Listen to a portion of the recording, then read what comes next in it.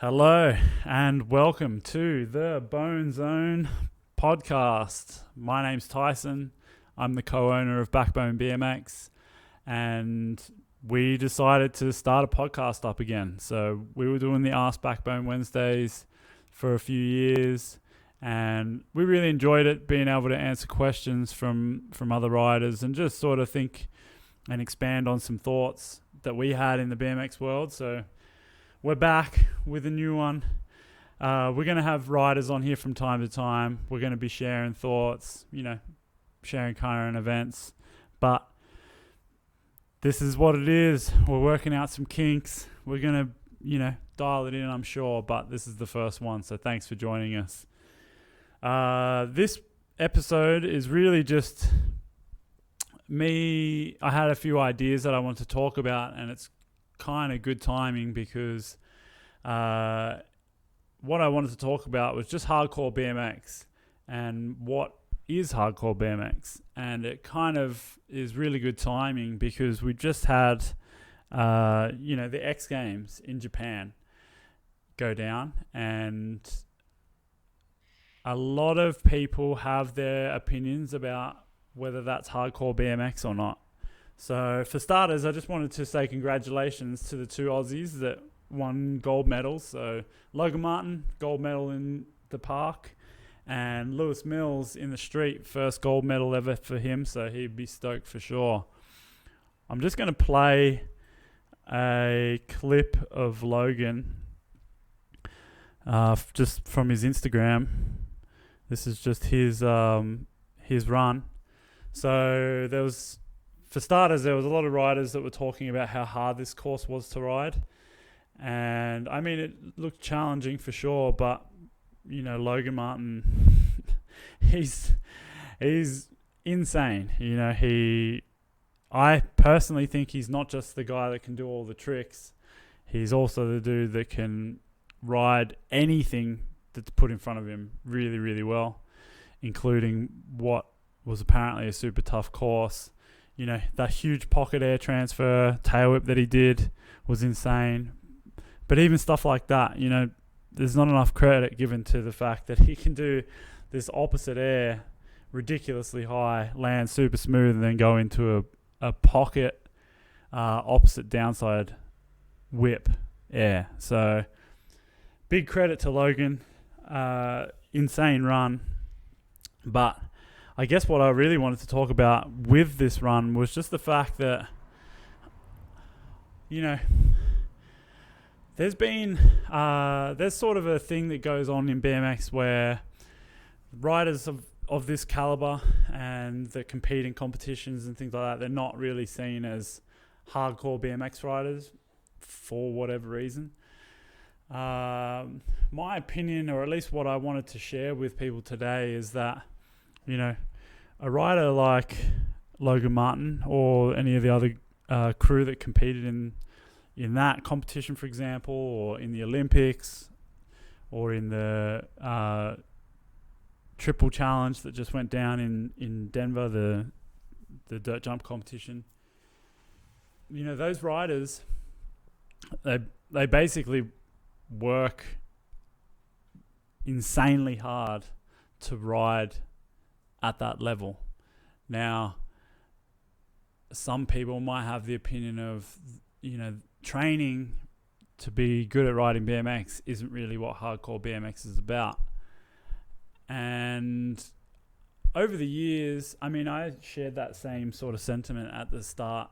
Well, not at the start, but maybe between 5 and 10 years ago, I sort of thought that way. But now I've kind of come to a different opinion, and the reason why is if you look at any other sport,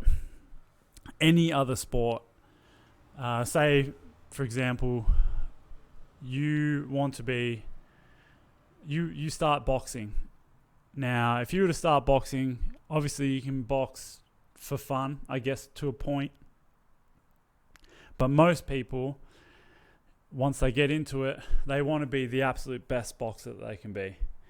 And that is going to mean training super hard. Otherwise, you're going to get lit up the first time that you ever spar, and then, forget about it if you actually try to go into, your first match and your first fight, and you haven't been training. You're going to get knocked out, or you're going to get, basically you're going to get laughed at because of your lack of preparation.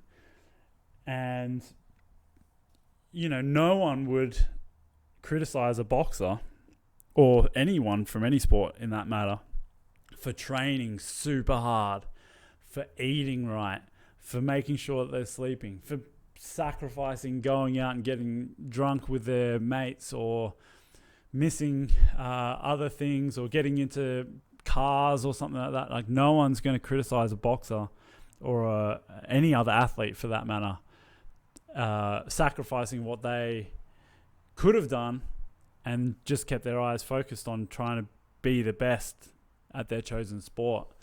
Because no one would look at the world's best boxer,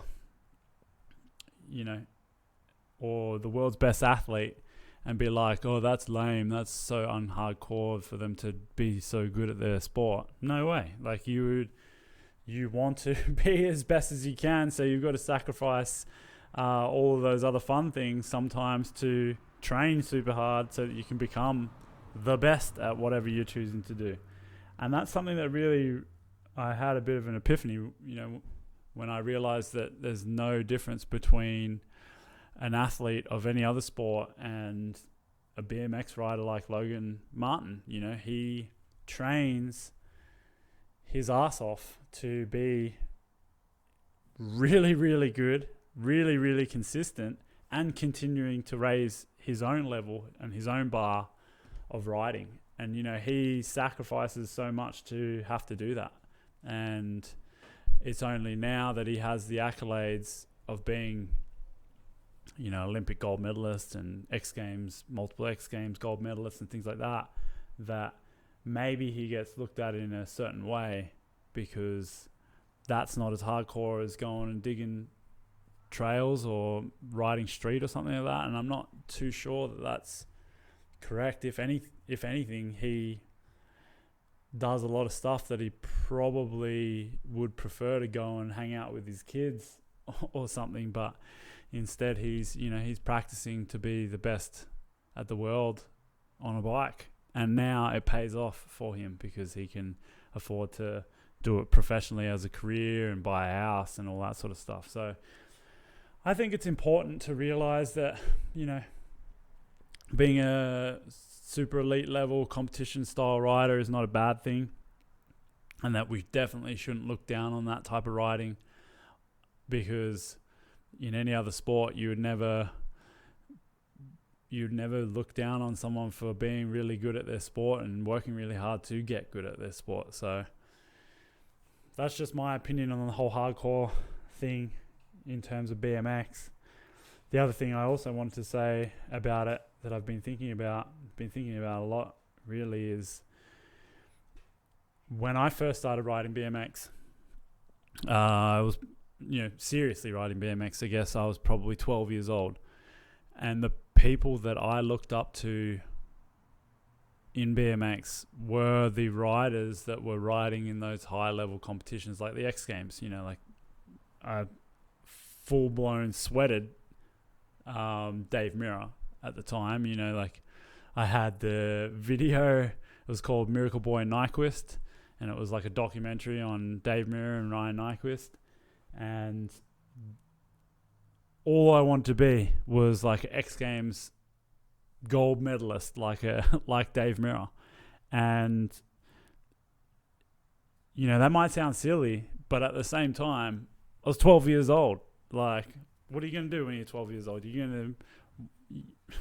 I wasn't cool enough to think, I'm going to be the world's most hardcore trail builder that never talks to anyone and tells everyone to get lost when they come into my trails. No way. I'm gonna be a 12-year-old kid who probably liked, I don't know, I don't even know what the cool cartoon was at the time, but I probably liked X-Men, Transformers, and wanted to be an X Games gold medalist. So things change. You learn from that when you're a kid. Those guys, those high level elite riders, they are the ones that make these young kids get excited about riding BMX, because they also see they've got much more pure intentions. They're not trying to do it in an egotistical way. All they want to do is get really, really good at BMX. All they want to do is, do a backflip or do a double backflip or a triple backflip or whatever it might be. So that 12-year-old that gets into BMX because of those competition style riders, that 12-year-old can turn into the biggest trail boss on planet Earth. They can turn into the most elite ramp builder ever. They can turn into the newest member of the Fast and Loose crew. They can turn into a dude that's such a hardcore street rider that he only rides by himself and he only rides new stuff that he's found. And it doesn't matter, because those guys got that 12-year-old or that 10-year-old into BMX. So I just wanted to touch on that. I think that hardcore BMX can be anything that you want it to be. So don't get blown out on dividing BMX by hating on the competition style riders. We have a bit to learn, and I think BMX is still just a young, what do you call it? Sport, art form, whatever. I think that you can be as in love with it as you like, and you can also be the best in the world at it. Or you can be in love with BMX. You can be completely obsessed with BMX and yet barely ride it, and just spend your time digging some jumps and maybe doing a few kickouts and stuff like that. So yeah, we got to keep being stoked on all forms of BMX, because you never know who could get into BMX tomorrow and be the shining light for years to come. So anyway, that's it. This is the Bone Zone. We're going to talk about all sorts of different stuff. I really appreciate you watching, number one. It's going to be happening every week. So thanks again. My name's Tyson. See you next time.